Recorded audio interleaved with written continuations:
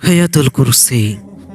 এই মোবারক আয়াত দিনে এবং রাতে বারবার পড়ার নির্দেশ হাদিস শরীফে আছে।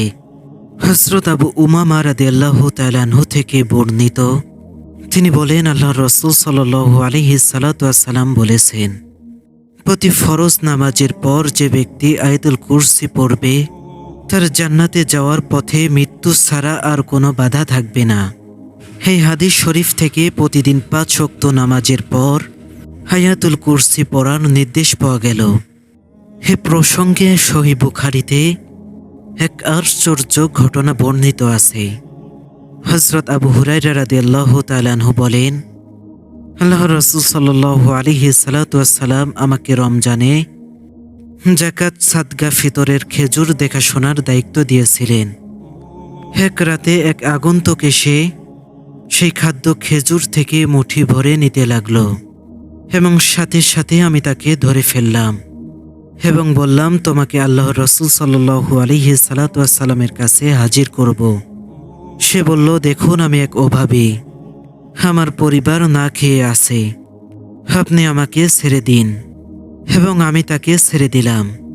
সকালে নবী সাল্লাল্লাহু আলাইহি সাল্লাম বলেন, হে আবু হুরায়রা, গতকাল তোমার রাতের বন্দির কি হাল? আমি বললাম, ইয়া রাসূলুল্লাহ সাল্লাল্লাহু আলাইহি সাল্লাম। সে তার অভাব অনটন ও পরিবারের ভারগ্রস্ততার কথা আমাকে বলে এবং সাথে সাথে আমার মনে দয়া জাগে, তাই আমি তাকে ছেড়ে দিয়েছি। তখন নবী সাল্লাল্লাহু আলাইহি সাল্লাম বললেন, দেখো, সে তোমাকে মিথ্যা বলেছে, সে আবার আসবে। ফলে আমার জানা হয়ে গেল রাসূল সাল্লাল্লাহু আলাইহি সাল্লাম সে যখন বলেছেন সে অবশ্যই আসবে। আমি তার অপেক্ষায় প্রস্তুত হয়ে রইলাম। সে গতকালকের মতো আবার আজকে এসেও একই অবস্থা করল। সে খাদ্যবস্তু থেকে মুঠি ভরে নিতে লাগলো এবং সাথে সাথে আমি তাকে ধরে ফেললাম এবং আমি তাকে বললাম, আমি আল্লাহর রাসূল সাল্লাল্লাহু আলাইহি সাল্লামের কাছে আমি তোমাকে এখনই হাজির করব। সে তখন বলতে লাগলো, আমাকে ছেড়ে দিন, আমি তো অভাবী লোক, পরিবারের ভারগ্রস্ত, আর আসবো না আমি। তার এই কথায় আমার মনে দয়া হলো এবং সাথে সাথে আমি তাকে ছেড়ে দিলাম। সকালে রাসূল সাল্লাল্লাহু আলাইহি সাল্লাম বললেন, হে আবু হুরায়রা, তোমার বন্দির কি খবর? আমি বললাম, ইয়া রাসূলুল্লাহ সাল্লাল্লাহু আলাইহি সাল্লাম, আমি তাকে অভাবের কারণে ছেড়ে দিয়েছি।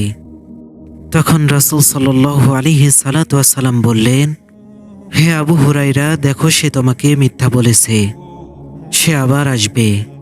তার এই কথায় আমি তৃতীয় রাতেও একই অপেক্ষায় রইলাম। এক পর্যায়ে সে এসে মুঠি ভরে খাদ্য নিতে লাগলো এবং তাকে আমি ধরে ফেলি। এবার আমি তোমাকে রাসূল সাল্লাল্লাহু আলাইহি সাল্লামের কাছে হাজির করবই। হে নিয়ে 3 বার ঘটল যে তুমি বললে আর আসবো না, কিন্তু আবারও এসেছ। তখন সে বলল, আমাকে ছেড়ে দিন, আমি আপনাকে এমন কিছু কথা শিখিয়ে দিব যার দ্বারা আল্লাহ আপনাকে উপকৃত করবেন। আমি বললাম, কি সেই কথা? সে বলল, যখন বিছানায় যাবেন তখন আয়াতুল কুরসি পড়বেন, তাহলে আল্লাহর পক্ষ থেকে সকাল পর্যন্ত আপনার জন্য একজন রক্ষাকর্তা নিযুক্ত থাকবেন এবং সকাল পর্যন্ত শয়তান আপনার কাছে ভিড়বে না। এ কথা শুনে আমি তাকে ছেড়ে দিলাম। সকালে রাসূল সাল্লাল্লাহু আলাইহি সাল্লাম আমাকে বললেন, গত রাতে তোমার বন্দী কি বলল? আমি বললাম, ইয়া রাসূলুল্লাহ সাল্লাল্লাহু আলাইহি সাল্লাম, সে বলল যে আমাকে এমন কিছু কথা শিখিয়ে দেবে যার দ্বারা আল্লাহ আমাকে উপকৃত করবেন এবং তাই আমি তাকে ছেড়ে দিয়েছি। তখন রাসূল সাল্লাল্লাহু আলাইহি সাল্লাম বললেন, সে কথাগুলো কি?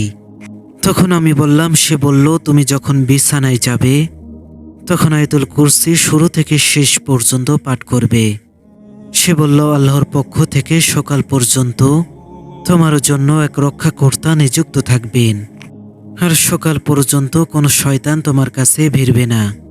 নবী সাল্লাল্লাহু আলাইহি সাল্লাম বললেন, শোনো, সে তোমাকে সত্যি বলেছে, যদিও সে একটা মিথ্যাবাদী। এরপর বললেন, আবু হুরায়রা, তুমি কি জানো পরপর 3 রাত তুমি কার সাথে কথা বলেছ? তখন তিনি বললেন, আল্লাহ এবং তার রাসূলই ভালো জানেন। তখন রাসূল সাল্লাল্লাহু আলাইহি সাল্লাম বললেন, সে ছিল একজন শয়তান। সম্মানিত ভাই ও বোনেরা, এই ছোট্ট ছোট্ট আমলের কারণে আমরা শয়তান থেকে পরিত্রাণ পাব এবং এই ছোট্ট আমলের কারণে আমরা মৃত্যুর পর জান্নাতে যেতে পারব, যদি আমরা ঈমানদার হই। আল্লাহ তাআলা যেন আমাদের সবাইকে ঈমানদার হিসেবে গণ্য করেন। আমিন।